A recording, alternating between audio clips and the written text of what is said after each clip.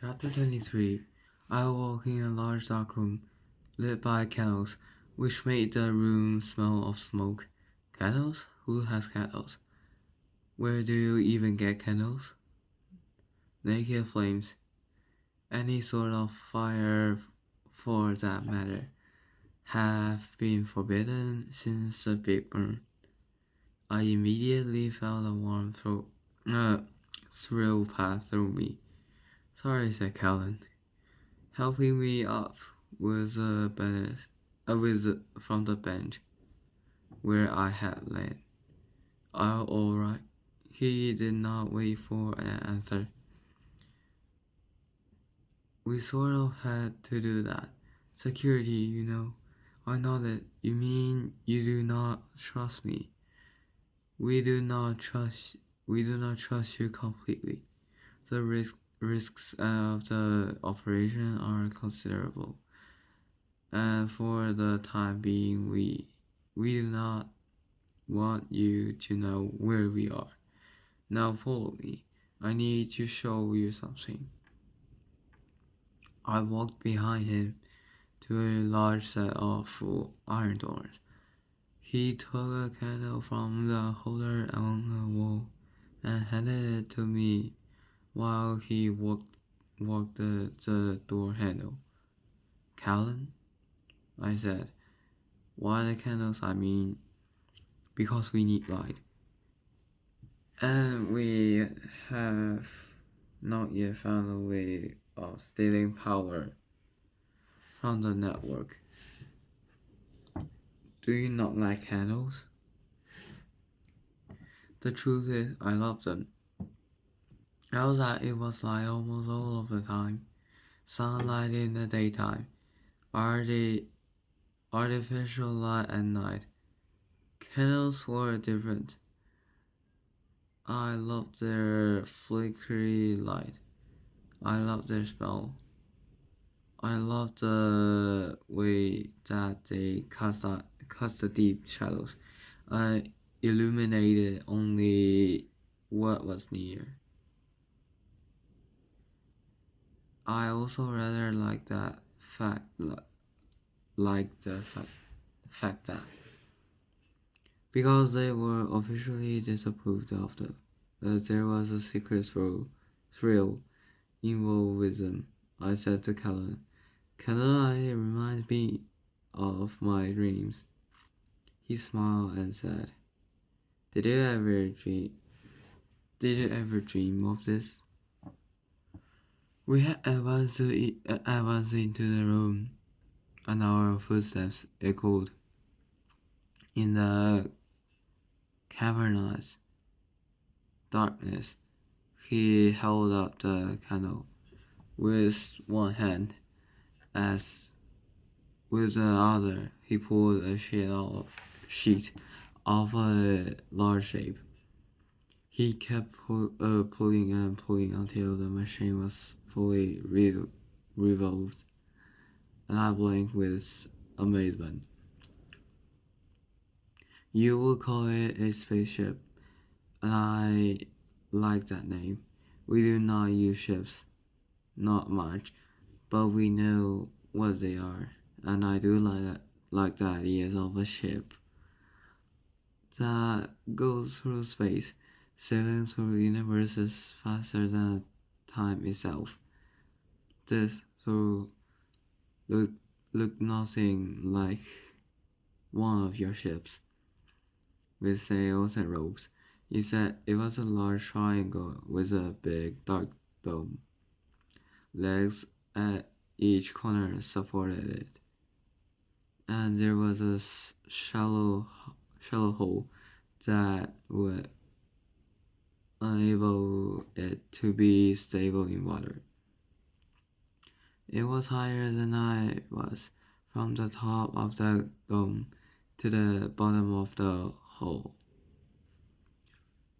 and was a matte, dark shade all over that did not reflect the flinker candlelight that held aloft. Its edges seemed to blend into the darkness, making it appear almost shapeless. I had never seen one in real life. So many questions were running through my head that I did not know in which order to Ask them. How did you get this? I asked. Are these not forbidden now? Where where has it been? Does anybody know it is here? I mean, how? I looked around nervously, as if an AA might hop in any time. Calm down, said Helen. Gently, we we are in no danger here. In fact, we are among friends. As he said the words, another 6 candles sparkled up, one by one, in the shadows of the room. Each was lit from another and held by a advanced stock, advanced, advanced and stood in information. A perfect circle of candlelight surrounding the dark spaceship. Helen reached out and took my hand in his. Come on, he whispered. I would like I would like you to meet some other hearters.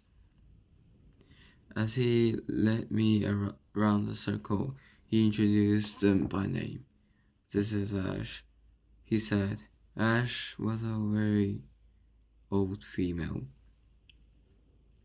her hair thin all over her body. She smiled warmly and said, Welcome, Alien, and touched 3 fingers to her heart. The rest all did the same as Callan told me their names. All of them were old. All of them looked at me with an intensity of hope and warmth that I had never experienced in my life. Until by the end of the circle of introduction, I found it hard to swallow because of my emotion. We had almost given up hope, said Ash, stepping forward and looking deep into my eyes. She was probably the same height as me, but held herself launched, as though she had been fearful of discovery her whole life. Hope of what? I asked. I said, looking around the group of returning an origin. Of course, said Ash. She reached out and stroked my face with the back of her hand, a gesture so gentle and tender that made me smile. We are all too old to make the journey safely, and we thought we were the last of our kid. But then you came along. I let this sink in. Then I looked over at Kella. Why not him? I murmured to Ash. Kella hurt me. I'm already under suspicion, he said. It could threaten us all. He ran his hand over the hull of the spaceship. This craft dates back to the Great Exploration. You have probably heard of it. Everybody has heard of the Great Exploration, the period many years ago when our people set out to explore the universes and collect new life forms. Most were most were very unlike us, aggressive and intelligent bacteria. For example, huge, feathered reptiles. At least two planets' entire life was wiped out by a germ we carried that they were unable to resist. Another planet we caused the war. The inhabitants decided that we were gods who had came to destroy their existing gods, and disagreements among the inhabitants about who were the real gods caused a conflict which is said to be raging still. Eventually, the advisor limited contact with other planets to carefully chosen collectors operating under strict silence. But all unlicensed spaceships were destroyed years ago, I said to Callan. He looked around at the circle of people, their faces glowing with candlelight, and smiled his half smile. But all but one, he said, and it's all yours.